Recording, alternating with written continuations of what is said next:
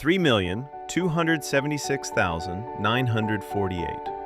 At the time of this recording, that is exactly how many years Elon Musk could live into the future if he spent the average American salary of $56,516 every single year. To put that in perspective, even if you were a superhuman saver, stashing away 50% of your paycheck every year, it would take you 6.5 million years to match Elon's net worth. I know, we can't all be the richest person on Earth, but what about just $1 million? For an average engineer earning $80,000 a year, it takes 16 years just to earn it, and that's before taxes, rent, or food. If you diligently save 10% of your income, it would take you 156 years to hit that million. For a teacher, 217 years. A bartender, 625 years. The point? For the truly wealthy, wealth isn't measured in dollars, it's measured in time. If you lost your job tomorrow, how many days, months, or years could you survive on your current savings? That is the real definition of wealth. Today, we're breaking down the book that provides the financial intelligence the school system forgot to teach you. By the end of this video, you'll have a bird's eye view of the concepts that move people out of the rat race and into financial freedom. Rich Dad, Poor Dad, a tale of two philosophies. The poor dad was highly educated with a wall full of degrees, yet he died leaving behind nothing but debt. The rich dad was a high school dropout who became one of the wealthiest men in Hawaii. The difference wasn't their income, it was their mindset.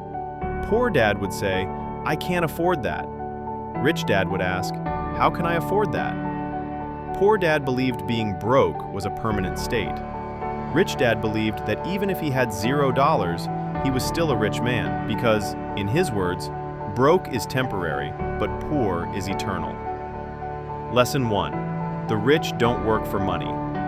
Most people are trapped by two emotions, fear and greed. Fear of not having money drives you to work harder. Then, greed drives you to spend that paycheck on new cars, clothes, and gadgets. This creates a cycle. You earn more, so you spend more, which requires you to work even harder. This is the rat race. The author, Robert Kiyosaki, learned this at age 9. He and his friend Mike worked for Rich Dad for a measly 10 cents a week. When Robert complained about the poverty wage, Rich Dad eventually cut his pay to $0. Working for free forced the boys to use their brains. They eventually opened a comic book library in a basement, charging classmates 10 cents for entry.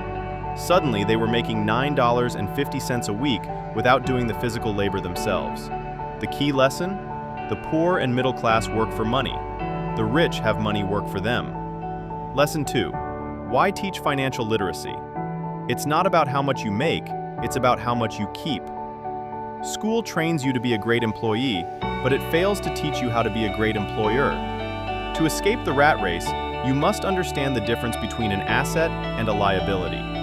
An asset puts money in your pocket. A liability takes money out of your pocket. Rich people acquire assets. The poor and middle class acquire liabilities that they think are assets. Take your home, for example. Rich Dad argued that your personal house is a liability. Why? Because it takes money out of your pocket every month in taxes, insurance, and maintenance. More importantly, it carries an opportunity cost. The money locked in your house isn't being used to buy income-generating investments. Lesson 3. Mind your own business. There is a huge difference between your profession and your business. Your profession focuses on your income statement. Your business focuses on your asset column. Robert Kiyosaki started as a salesman for Xerox. He used his salary to buy small apartment buildings. Within 3 years, the income from his real estate, his business, was higher than his salary at Xerox. Real assets include businesses that don't require your presence, stocks, bonds, income-generating real estate, and digital assets like YouTube channels or websites. Once a dollar enters your asset column, think of it as an employee. It works 24 hours a day, it never sleeps, and its only goal is to hire more employees to eventually buy the boss a new Porsche. Closing. The rich build assets. Everyone else acquires liabilities. If you want to stop working for the bank, the government, and your boss, you have to start minding your own business. This was part 1 of our series. If you found this helpful, be sure to like, comment, and subscribe. Hit that notification bell so you don't miss part 2, where we'll dive into the tax secrets of the rich. I'll see you in the next one.